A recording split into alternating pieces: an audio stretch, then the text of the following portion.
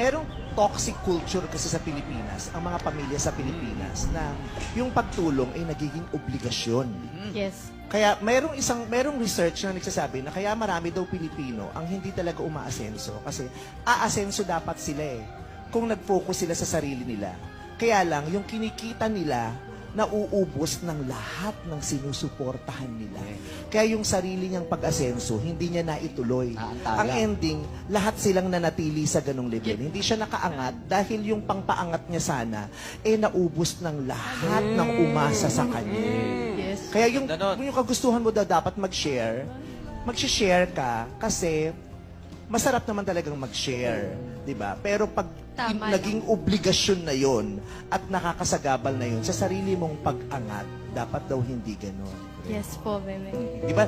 Yung susuportahan mo yung nanay tatay mo, susuportahan mo ang kapatid mo, mga anak ng mga kapatid mo, mga asawa nila, mga pinsan mo, mga napang-asawa ng pinsan mo. Ang ending, tumanda ka, nare-realize mo, ano nangyari sa akin? Wala nang natira. Wala tuloy ako naipon kasi lahat binigay ko sa kanila.